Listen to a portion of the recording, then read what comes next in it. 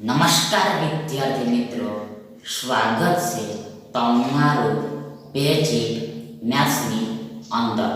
આજે આપણે ભણીશું ટકાવારી એટલે કે પર્સન્ટેજ.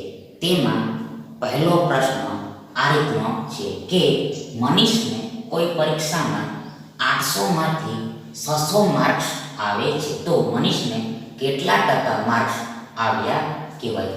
25%, 50%, 80% અને 75%. હવે આગળ સૌ પ્રથમ તો આ મનીષ પરીક્ષામાં 600 માર્ક્સ લાવે છે. 600 માર્ક્સ લાવે છે. હવે આગળ આપણે આ 600 ના ટકા શોધવાના છે, પર્સન્ટેજ ફાઇન્ડ કરવાના છે. તેથી આ 600 ના ભાગાકારમાં એટલે છેદમાં આ 800 લખાશે.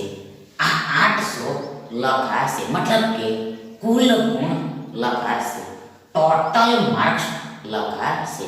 મતલબ કે આ મનીષ 600 માર્ક્સ તો લાવે છે, પણ કુલ કેટલા ગુણમાંથી તો જુઓ, તે કુલ આ 800 ગુણમાંથી, આ 800 ગુણમાંથી ટોટલ 800 માર્ક્સમાંથી. મોર ઓવર વધુમાં આ આખી સંખ્યાને 100% વડે પણ ગુણવાની હોય છે, 100% વડે મલ્ટીપ્લાય કરવાની હોય છે. એટલે આગળ બરાબર ઇક્વલ શું થશે તો જુઓ, સૌ પ્રથમ ફર્સ્ટ ઓફ ઓલ આ 100 800 થાય. મતલબ કે આ 800 માં આ 100 વડે 8 વારમાં ભાગ લાગે. મતલબ કે આ 100 અને 8 નો એટલે 8 અને 100 નો ગુણાકાર આ 800 થાય, 800 થાય, 800 થાય, 800 થાય, 800 થાય. હવે આગળ નાવ અહેડ, નાવ ફોરવર્ડ આ 600 ને 8 વડે ભાગ આપવો પડશે. આ 600 ને 8 વડે ડિવાઈડ કરવું પડશે. એટલે સૌપ્રથમ અહીંયા 8 56 થાય, 56 થાય. આગળ આ 60 માંથી 56 ઘટે તો આપણને 4 મળે, 4 મળે. આગળ આ શૂન્ય નીચે આવે એટલે આપણી પાસે 40 હોય, 40 હોય. એટલે છેલ્લે આ 8 50 40 થઈ જાય. એટલે કે 40 માંથી 40 ઘટે તો આપણને શેષ શૂન્ય મળે, રિમાઇન્ડર 0 મળે. મતલબ કે મીન્સ કે ભાગફળ એટલે કોષણ આ 75 થશે, 75 થશે, 75 થશે. મતલબ કે આ 600 માં આ 8 વડે 75 વખતમાં ભાગ લાગશે, 75 ટાઈમ્સમાં ડિવાઈડ થશે. મતલબ કે આ 75 અને 8 નો એટલે 8 અને 75 નો ગુણાકાર આ 600 થાય, આ 600 થાય. એટલે આપણને આ 75% મળે, આ 75% મળે, આ 75% મળે. આગળ બરાબર ઇક્વલ આ 75% ને આપણે 75 ના છેદમાં 100 એમ લખી શકીએ, 75 ભાગ્યા 100 એમ લખી શકીએ. મતલબ કે જો પરીક્ષામાં કુલ ગુણ 100 હોય, પરીક્ષામાં કુલ ગુણ 100 હોય તો મનીષ આ પરીક્ષામાં 75 માર્ક્સ લાવ્યો કહેવાય, 75 માર્ક્સ લાવ્યો કહેવાય. મતલબ કે જો પરીક્ષામાં કુલ ગુણ 800 હોય, 800 હોય તો આ 600 ગુણ આવે છે, 600 ગુણ આવે છે. તો ધ્યાન આ વસ્તુને એટલે આ બાબતને ટકામાં 75 કહેવાય, 75 કહેવાય. મતલબ કે મનીષને 75% માર્ક્સ આવ્યા કહેવાય. તેથી આ વિકલ્પ ડી તમારો સાચો વિકલ્પ થશે. હવે આગળ બીજો પ્રશ્ન આ રીતનો છે કે 1500 વિદ્યાર્થીઓની એક શાળામાં 1200 ટકાઓ છે. તો આ શાળામાં સ્કૂલમાં કેટલા ટકા છોકરીઓ હોય? 50%, 70%, 20% અને 79%. હવે આગળ સૌપ્રથમ તો આ શાળામાં કુલ વિદ્યાર્થીઓ 1500 છે, 1500 છે. આગળ આ 1500 વિદ્યાર્થીઓમાંથી 1200 છોકરાઓ છે. 1200 છોકરાઓ છે. એટલે આગળ આ 1500 વિદ્યાર્થીઓમાંથી આ 1200 છોકરાને આપણે ઘટાડીએ તો આપણને 300 મળે, 300 મળે. મતલબ કે 300 છોકરીઓ હશે, 300 છોકરીઓ હશે. હવે આગળ આ 300 ના આપણે ટકા શોધવાના છે, પર્સન્ટેજ ફાઇન્ડ કરવાના છે. એટલે સૌપ્રથમ આ 300 ના છેદમાં એટલે ભાગાકારમાં આ 1500 લખાશે. મતલબ કે કુલ વિદ્યાર્થીઓની સંખ્યા લખાશે, કુલ વિદ્યાર્થીઓની સંખ્યા લખાશે. મતલબ કે આ 300 છોકરીઓ તો છે, 300 છોકરીઓ તો છે, પણ કુલ કેટલા વિદ્યાર્થીઓમાંથી તો જુઓ તે આ કુલ 1500 વિદ્યાર્થીઓમાંથી 100, તેથી છેદમાં 1500 લખવા પડે, 1500 લખવા પડે. વધુમાં આ આખી સંખ્યાને 100% વડે પણ ગુણવી પડે, 100% વડે મલ્ટીપ્લાય કરવી પડે. એટલે આગળ બરાબર ઇક્વલ શું થશે તો જુઓ, સૌપ્રથમ ફર્સ્ટ ઓફ ઓલ આ બે શૂન્યો ઉપર નીચે કેન્સલ થઈ જશે. એટલે કે 100 ઉપર નીચે કેન્સલ થઈ જશે.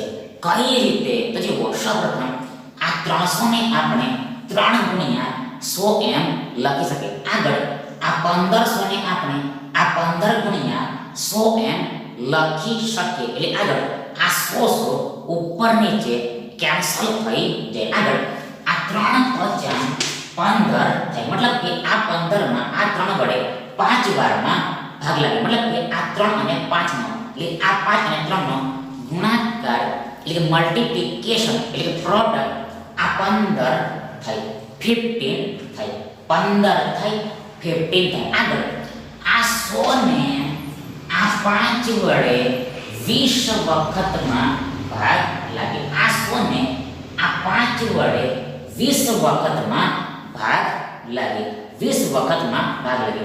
20 ટાઈમ્સમાં ડિવાઇડ થશે. મતલબ કે 20 50 100 થાય. મતલબ કે આ 20 અને 5 નો એટલે 5 અને 20 નો ગુણાકાર 100 થાય, 100 થાય. એટલે આપણને આ 20% મળે, 20% મળે. મતલબ કે આ 20 ના 20 અને આ 20 ની પાછળ આ ટકાનું ચિહ્ન લાગી જાય, પર્સન્ટેજ નું સાઇન લાગી જાય. આગળ આ 20% ને આપણે ફરીથી 20 ના છેદમાં 100 એમ લખી શકીએ, 20 ભાગ્યા 100 એમ લખી શકીએ. મતલબ કે જો કુલ વિદ્યાર્થીઓ 100 હોય તો તેમાંથી 20 છોકરીઓ હોય. ફરીથી એકવાર, જો કુલ 100 વિદ્યાર્થીઓ હોય તો તેમાંથી 20 છોકરીઓ હોય. હવે આગળ અહીંયા આ 1500 કુલ વિદ્યાર્થીઓમાંથી આ 300 છોકરીઓ છે, આ 300 છોકરીઓ છે, જેને ટકામાં એટલે પર્સન્ટેજમાં આ 20 કહેવાય, 20 કહેવાય. મતલબ કે શાળામાં આ 20% છોકરીઓ હોય, 100. તેથી આ વિકલ્પ છે તમારો સાચો વિકલ્પ થશે. હવે આગળ ત્રીજો પ્રશ્ન આ રીતનો છે કે એક સોફાની વેચાણ વેરા પહેલાની કિંમત 24,000 રૂપિયા હતી. જો તેના પર 1200 રૂપિયા એટલે કે 1,200 રૂપિયાનો કર એટલે કે વેરો એટલે કે ટેક્સ લાગે તો વેચાણ વેરાની ટકાવારી શોધો, પર્સન્ટેજ ફાઇન્ડ કરો. પર્સન્ટેજ ફાઇન્ડ કરો. 5%, 4%, 6% અને 8%. હવે આગળ સૌ પ્રથમ તો ફર્સ્ટ ઓફ ઓલ તો આ સોફા પર આ 1200 રૂપિયાનો ટેક્સ લાગે છે. સોફાની કિંમત પર આ 1200 રૂપિયાનો ટેક્સ લાગે છે. 1200 રૂપિયાનો ટેક્સ લાગે છે. 1200 રૂપિયાનો ટેક્સ લાગે છે. મતલબ કે આ 1200 રૂપિયાનો ટેક્સ આ સોફાની કિંમત એટલે કે આ 24,000 રૂપિયા પર લાગે છે. આ 24,000 રૂપિયા પર લાગે છે. આ 24,000 રૂપિયા પર લાગે છે. હવે આગળ આપણે આ 1200 રૂપિયાના ટકા શોધવાના છે. એટલે વેચાણ વેરાના ટકા શોધવાના છે. એટલે સૌપ્રથમ તો આ 1200 રૂપિયાના છેદમાં એક ભાગાકારમાં આ સોફાની કિંમત લખાશે. એટલે કે આ 24,000 રૂપિયા લખાશે. મતલબ કે આ 1200 રૂપિયાનો ટેક્સ તો લાગે છે, પણ કોના પર લાગે છે? તો જો આ સોફાની કિંમત પર લાગે છે. એટલે કે આ 24,000 રૂપિયા પર લાગે છે. આ 24,000 રૂપીસ પર લાગે છે. ઓલસો આ આખી સંખ્યાને 100% વડે ગુણવી પડે. બીકોઝ આપણે ટકા શોધવાના છે, પર્સન્ટેજ ફાઇન્ડ કરવાના છે. એટલે આગળ બરાબર ઇક્વલ શું થશે? તો જુઓ, સૌપ્રથમ આ રૂપિયા ઉપર નીચે કેન્સલ થઈ જશે, રદ થઈ જશે. આગળ અહેડ ફોરવર્ડ આ ડબલ શૂન્ય, આ ડબલ શૂન્ય, આ ડબલ શૂન્ય, આ ડબલ શૂન્ય, આ ડબલ શૂન્ય, આ ડબલ શૂન્ય ઉપર નીચે કેન્સલ થઈ જશે. આ બે શૂન્ય ઉપર નીચે કેન્સલ થઈ જશે. મતલબ કે 100 ઉપર નીચે કેન્સલ થઈ જશે. હાવ તો જુઓ, આ 1200 ને આપણે આ 12 ગુણ્યા 100 એમ લખી શકીએ. આગળ આ 24,000 ને આપણે આ 240 ગુણ્યા 100 એમ લખી શકીએ. એટલે આગળ આ 100 ઉપર નીચે કેન્સલ થઈ જાય. હવે આગળ આ 0 ઉપર નીચે કેન્સલ થઈ જશે. એટલે કે 10 ઉપર નીચે કેન્સલ થઈ જશે. કઈ રીતે? તો જો આ 100 ને આપણે 10 ગુણ્યા 10 એમ લખી શકીએ. આગળ આ 240 ને આપણે આ 24 ગુણ્યા 10 એમ લખી શકીએ. એટલે આગળ આ 10 આ 100 ના એક 10 સાથે કેન્સલ થઈ જશે. આગળ આ 12 દુ 24 થાય. મતલબ કે આ 24 માં આ 12 વડે બે વારમાં ભાગ લાગે. મતલબ કે 12 અને 2 નો એટલે 2 અને 12 નો ગુણાકાર 24 થાય. 24 થાય. આગળ આ 2 50 10 થાય. મતલબ કે આ 10 ને આ 2 વડે 5 વખતમાં ભાગ લાગે. મતલબ કે 2 અને 5 નો એટલે 5 અને 2 નો ગુણાકાર 10 થાય. 10 થાય. 10 થાય. 10 થાય. એટલે આપણને આ 5% મળે. 5% મળે. 5% મળે. આગળ બરાબર ઇક્વલ આ 5% ને આપણે 5 ના છેદમાં 100 એમ લખી શકીએ. 5 ના છેદમાં 100 એમ લખી શકીએ. મતલબ કે 5 ભાગ્યા 100 એમ લખી શકીએ. 5 ભાગ્યા 100 એમ લખી શકીએ. મતલબ કે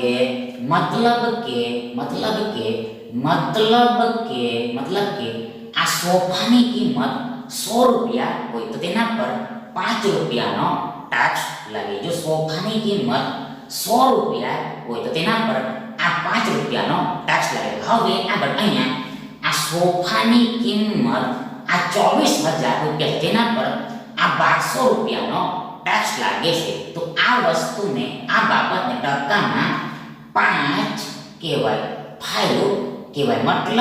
મતલબ કે વેચાણ વેરાના ટકા 5% છે, 5% છે. સો તેથી આ વિકલ્પ એ તમારો સાચો વિકલ્પ થશે.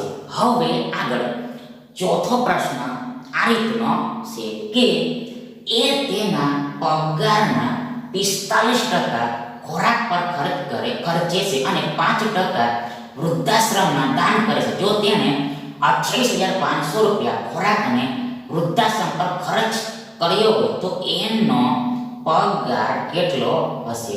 52,000 રૂપિયા, 57,000 રૂપિયા, 50,000 રૂપિયા અને 55,000 રૂપિયા. 55,000 રૂપીસ. હવે આગળ સૌપ્રથમ તો ફર્સ્ટ ઓફ ઓલ તો આ એક તેના પગારના 45% એટલે કે 45% ખોરાક પર ખર્ચે છે. આગળ 5% વૃદ્ધાશ્રમમાં દાન કરે છે. 5% વૃદ્ધાશ્રમમાં દાન કરે છે. મતલબ કે કુલ ખર્ચ ટોટલ કોસ્ટ આ 45% વત્તા 5% બરાબર થાય. 45% વત્તા 5% બરાબર થાય. એટલે આગળ આ 45% વત્તા 5% બરાબર 50% થાય. 50% થાય. 50% થાય. 50% થાય. મતલબ કે આ એ ટકામાં એટલે પર્સન્ટેજમાં પર્સન્ટેજમાં 50%નો ખર્ચ કરે છે. 50%નો ખર્ચ કરે છે. 50%નો ખર્ચ કરે છે. જ્યારે when since હકીકતમાં વાસ્તવમાં in fact તે આ 28,500 રૂપિયાનો ખર્ચ કરે છે. 28,500 રૂપિયાનો ખર્ચ કરે છે. એટલે આગળ આ બંનેને આપણે સરખાવીએ, કમ્પેર કરીએ, ઇક્વેટ કરીએ એટલે આપણને 100%ની કિંમત મળી જાય. 100%ની કિંમત મળી જાય. 100%ની વેલ્યુ મળી જાય. મતલબ કે એનો પગાર કેટલો હશે તે મળી જાય. એનો પગાર કેટલો હશે તે મળી જાય. એનો પગાર કેટલો હશે તે મળી જાય. હવે આગળ આ 100% કઈ રીતે આવે છે? જુઓ આ 100% કઈ રીતે આવે છે? તો જુઓ આ 100% 50%ના બમણા કરવાથી આવે છે. આ 100% આ 50%ના બમણા કરવાથી, ડબલ કરવાથી આવે છે. તેથી આ બીજી બાજુ પણ ડબલ કરવા પડે, બમણા કરવા પડે. આ 28,500 ના પણ ડબલ કરવા પડે. આ 28,500 ના પણ ડબલ કરવા પડે. આ 28,500 ના પણ ડબલ કરવા પડે. એટલે સૌપ્રથમ આ 28,000 ના ડબલ, બમણા, બે ગણા, ટ્વાઇસ 56,000 થાય. 56,000 થાય. 56,000 થાય. આગળ આ 500 ના ડબલ 1000 થાય. એટલે આગળ આ 56,000 ના આપણે 1000 ઉમેરીએ. 56,000 ના આપણે 1000 ઉમેરીએ તો આપણને 57,000 મળે. 57,000 મળે. મતલબ કે આ 28,500 ના ડબલ, બમણા, બે ગણા આ 57,000 થાય. અને આ રૂપિયાનું રૂપિયા તો છે, રૂપીસનું રૂપીસ તો છે. મતલબ કે જો 50% બરાબર 28,500 રૂપિયા થતા હોય તો ધ્યાન 100% બરાબર 57,000 રૂપિયા થાય. મતલબ કે मतलब કે એનો પગાર એટલે એની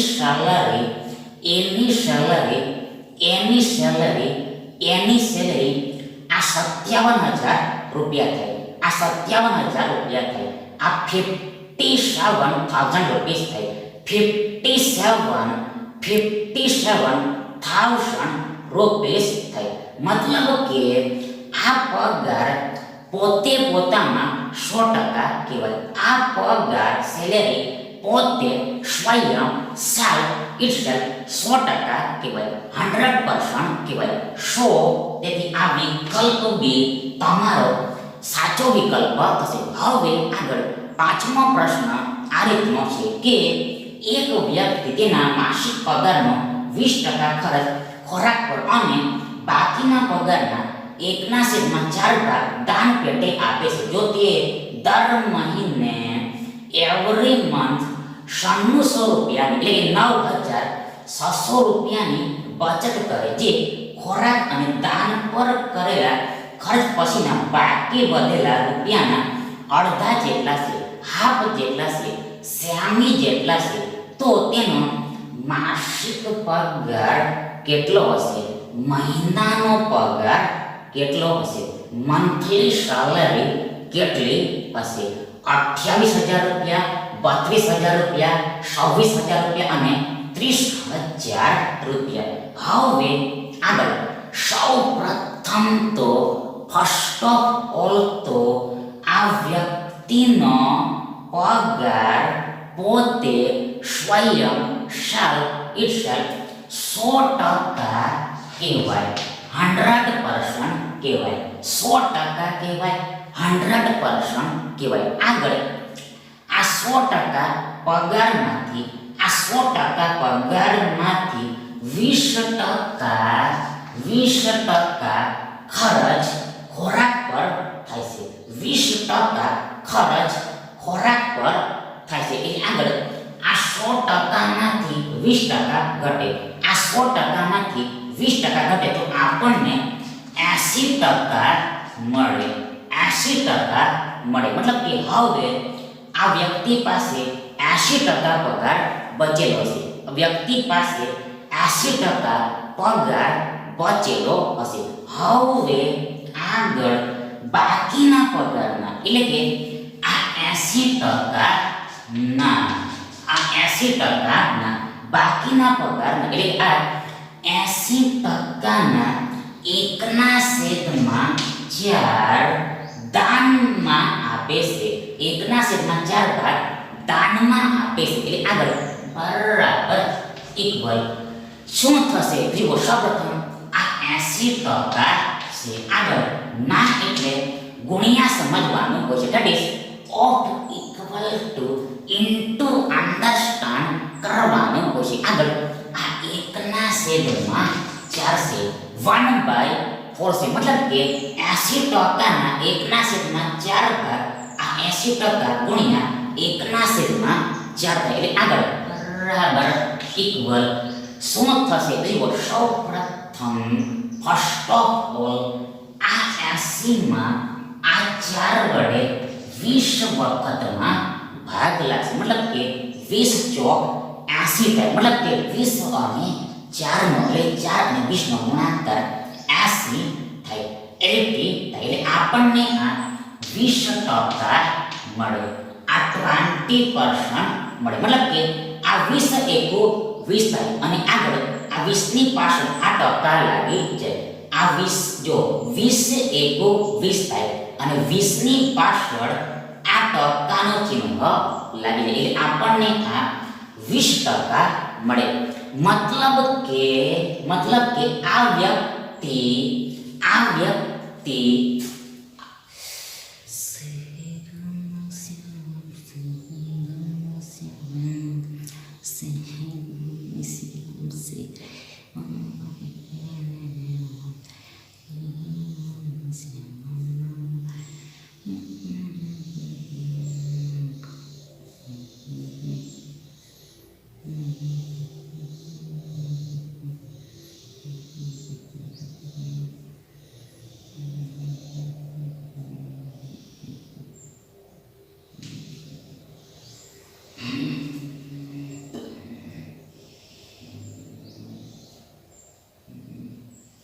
મતલબ કે આ વ્યક્તિ 20% દાન કરે છે, 20% દાન કરે છે. એટલે હવે આગળ આ વ્યક્તિ પાસે આ 80% ઓછા આ 20% બરાબર ઇક્વલ 60% બચેલા હશે. આ 80% ઓછા આ 20% બરાબર ઇક્વલ 60% બચેલા છે. 60% શેષ હશે, 60% રિમેન્સ હશે. હવે આગળ આ વ્યક્તિ દર મહિને 9600 રૂપિયાની બચત કરે છે. 9600 રૂપિયાની બચત કરે છે, જે ખોરાક અને દાન પર કરેલા ખર્ચ પછીના બાકી વધેલા રૂપિયા એટલે 60%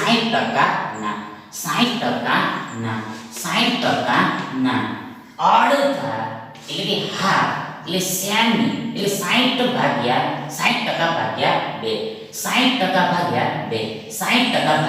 2 જેટલા થાય છે. મત જો ફરીથી એકવાર આ વ્યક્તિ દર મહિને આ 9600 રૂપિયાની બચત કરે છે, જે ખોરાક અને દાન પર કરેલા ખર્ચ પછીના બાકી વધેલા રૂપિયા એટલે કે આ 60%ના અડધા એટલે કે 60% ભાગ્યા 2 જેટલા થાય છે. મતલબ કે આપણને આ રીતનું સમીકરણ ઇક્વેશન મળશે. એટલે આગળ માટે therefore શું થશે? તો સૌપ્રથમ આ 9600 રૂપિયા છે. આગળ આ 60%ના અડધા 30% થાય, 30% થાય, 30% થાય, 30% થાય. That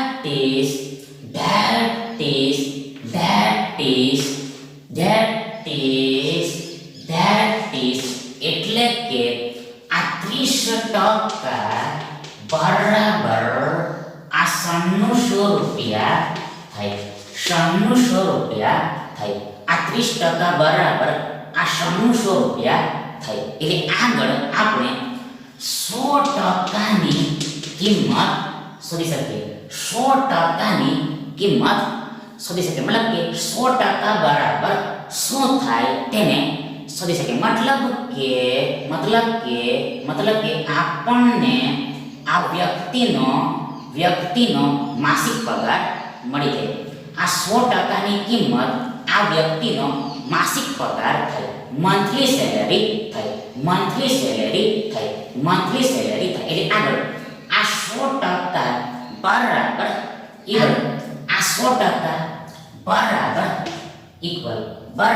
ઇક્વલ આ 100% ગુણ્યા આ 9600 રૂપિયા ના છેદમાં કે ભાગાકારમાં આ 30% થાય, 30% થાય.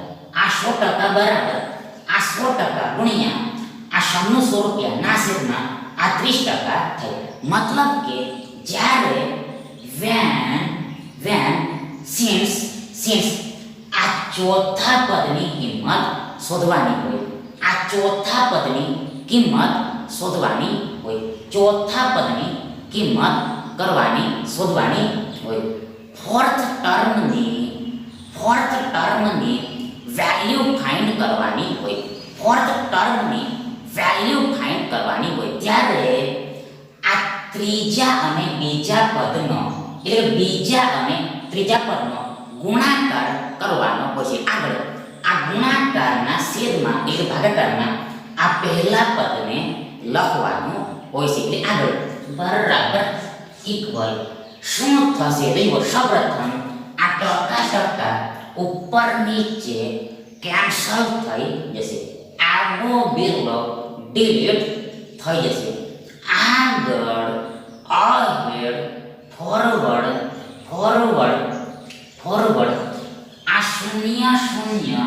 ઉપર નીચે કેન્સલ થઈ જશે.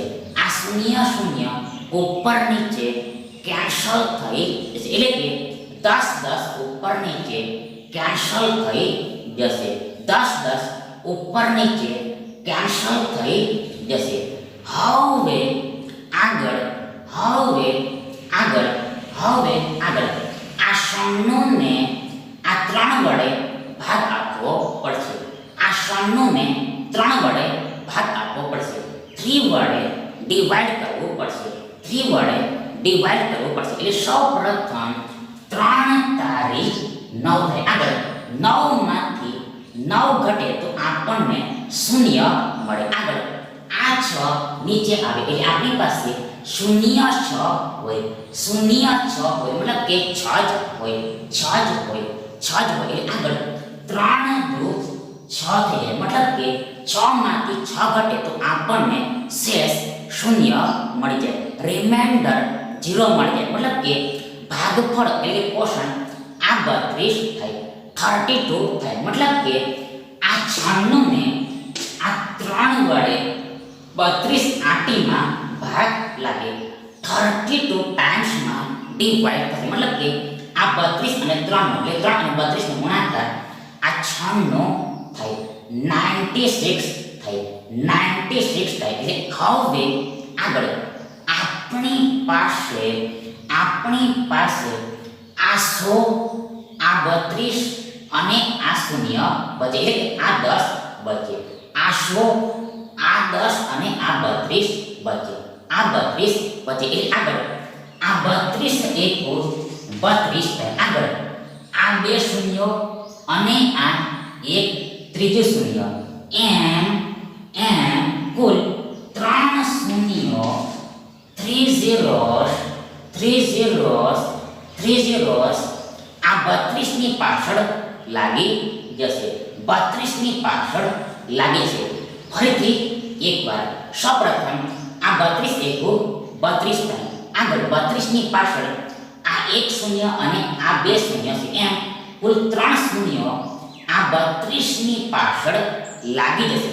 મતલબ કે આ 100 ગુણ્યા 32 ગુણ્યા 10 આ 100 ગુણ્યા 32 ગુણ્યા 10 આ 32,000 થાય. 32,000 થાય. અને આ રૂપિયા તો છે. રૂપીસ તો છે. મતલબ કે 100% બરાબર 32,000 રૂપિયા થાય. 100% ઇક્વલ ટુ 32,000 રૂપીસ થાય. મતલબ કે આ વ્યક્તિનો માસિક પગાર મંથલી સેલેરી આ 32,000 રૂપિયા થાય. 32,000 રૂપિયા થાય. તેથી આ વિકલ્પ બી તમારો સાચો વિકલ્પ થશે. Thank you.